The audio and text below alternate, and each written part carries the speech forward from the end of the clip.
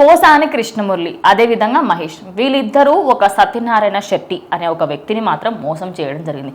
అది కూడా చిన్న చితక మోసం కాదు. 9 లక్షల రూపాయలు తీసుకొని నీకు ఉద్యోగం ఇప్పిస్తాను అని చెప్పారు. సరే గొప్ప వ్యక్తులే కదా, ఆల్రెడీ మీడియాకి తెలిసిన వాళ్ళే, అదేవిధంగా పాలిటిక్స్లో ఉన్నారు కదా అని చెప్పేసి నమ్మారు. ఇక పోసాని చూసారే ఫిలింలో ఉన్నారు, ఆయన ఎలా మోసం చేశారు, పెద్ద వ్యక్తి కదా అనుకుందాం. చూస్తారు కంటే ఎప్పుడైతే 9 లక్షలు తీసుకొని ఒక 1 మంత్ తర్వాత వెళ్ళి చూస్తే ఎప్పుడు ఇచ్చావు, ఎవరికి ఇచ్చావు అన్నట్టుగా మాట్లాడుతున్నాడు. అసలు ఈ సంఘటన పైన ఆయన పైన ఇంకో కేసు కూడా నమోదైంది. ఇప్పుడు ఏం జరుగుతుంది అసలు? సో ఖచ్చితంగా పోసాన్ గారి పైన అయితే బెయిల్ వస్తున్న టైంకి మళ్ళీ ఏదో కేసు పడుతూ ఉందన్నమాట. అదేవిధంగా ఇప్పుడు టీడీపీ కార్యాలయంలో కూడా ఒక కంప్లైంట్ రైజ్ చేశారనమాట. 9 లక్షలు తీసుకున్నాడు మా దగ్గర పాత ప్రభుత్వ హయాంలో పోసాని గారు.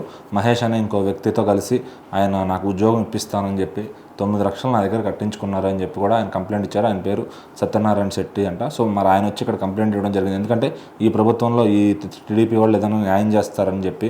సో మరి అట్లా తెలిసిన వ్యక్తి కదా ఆయన ఒక 9 లక్షలు ఇస్తే తర్వాత మాకేం సంబంధం లేదు అన్నట్టుగా చేతులు దులిపేసుకున్నారంట. సో మరి ఆ విషయం పైన కూడా ఆయన కేసు పెట్టడం జరిగింది. ఎక్కడైతే అమౌంట్ ఇచ్చాడో ఆ ప్రూఫ్స్ అంతా కూడా చూపిస్తాను కూడా ఆయన చెప్తున్నారంట. సో మళ్ళీ అదొక కేసు కూడా ఆయన పైన రిజిస్టర్ అయ్యే అవకాశం ఉందన్నమాట. ఇప్పటికే ఆయన బయటకు వస్తున్నట్రా అంటే మళ్ళీ వారెంట్ పట్టుకుని ఏదో ఒక స్టేషన్లో వస్తున్నారు. సో మళ్ళీ అన్ని క్లియర్ అయినప్పుడు మళ్ళీ చంద్రబాబుని తిట్టిన కేసో ఏదో ఒక ఊళ్ళో పడిన కేసో అట్లా రోజుకు ఒక వారెంట్ చుట్టూ అయితే అటు జైలుకి అటు కోర్టుకి మార్ఫింగ్ కేసు కూడా ఆయన పైన ఉంది కదా, చంద్రబాబు నాయుడు ఫోటోస్ అదేవిధంగా పవన్ కళ్యాణ్ ఫోటోస్ మార్ఫింగ్ చేశాడని చెప్పేసి. సో అదే జిల్లాకైనా కానీ ఎక్కడైనా కానీ మీద కేసులు అయితే చాలా అంటే చాలా ఉన్నాయి. ఒకటి క్లియర్ అవుతుందిరా అనే టైంకి మళ్ళీ వచ్చి మళ్ళీ పడుతుంది అనమాట. సో ఏంటంటే ఇప్పట్లో ఆయన బయటకు వచ్చే ఇదైతే లేదనమాట. మొత్తం అన్ని జీరోలోకి వస్తే కేసులు కానీ అప్పుడు కానీ రిలీఫ్ అవడం. ఆయన అంటే అసలు వ్యక్తి ఎవరైతే ఉన్నారో అసలు ఆయన ఎలా నమ్మగలిగాడు? ఎందుకంటే 9 లక్షలు అనేది చిన్న అమౌంట్ కాదు. ఐ కెన్ అండర్స్టాండ్ రికమెండేషన్ చేస్తారు అని చెప్పేసి, కానీ జగన్మోహన్ రెడ్డి హయాంలో అందరు ఇలాగే అనుకుంటా, మేబీ రికమెండేషన్ అన్న పేరు వాడు. ఈయనకేదో ఒక పదవిలో ఉన్నారు పోసాని గారు. సో ఆ టైంలో నమ్మారనమాట. అంటే ఈయన పెద్ద ప్రొఫైల్ వ్యక్తి, ఖచ్చితంగా మోసం చేయరు అని చెప్పి. సో ఈ రోజుల్లో ఏంటంటే డబ్బు విషయంలో మటుకు ఎవరిని సొంత చుట్టాలను కానీ బ్లడ్ రిలేషన్స్ కూడా నమ్మడానికి లేదనమాట.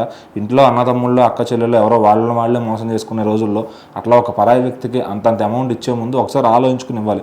అదే 9 లక్షలు ఆ వ్యక్తి తన బిజినెస్ కో దేనికన్నా వాడుకుంటే ఖచ్చితంగా అతను బాగుపడేవాడేమో. మరి ఆ ఉద్యోగం కోసం అన్ని 9-10 లక్షలు ఇంకా ఎక్కువ ఇచ్చేవాళ్ళు కూడా చాలా మంది ఉన్నారు. అట్లా మోసపోయే వాళ్ళు ప్రతి జిల్లాలో ఉంటారు.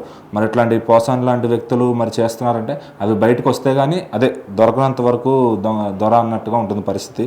సో మరి ఆ కేసుని తీసుకొని దర్యాప్తు చేస్తున్నారు అన్నమాట పోలీసులు. ఆయన ప్రూఫ్స్ అన్ని సబ్మిట్ చేస్తే మళ్ళీ అదొక కేసు ఈయన ఖాతాలోకి వస్తుంది. సో ఇంకా ఈయన రోజు ఇట్లా కోర్టు చుట్టూ అట్లానే కోర్టు జైలు టు కోర్టు తిరగడం తప్ప ఈ ప్రభుత్వం ఉన్నంతసేపు అదే పరిస్థితి జరుగుతుంది నాకు తెలిసి. తర్వాత మళ్ళీ ఎప్పుడైనా ఫ్యూచర్లో జగన్ గారు ఏమన్నా ఫామ్ చేస్తే అప్పుడు బయటకు రావచ్చేమో చూడాలి. ఈ లోపు మటుకి పోసాని గారు ఆయన జైల్లో ఉన్న ఆత్మహత్య చేసుకుంటానని బెదిరించినా కూడా బయటకు వచ్చే ప్రసక్తే లేదు.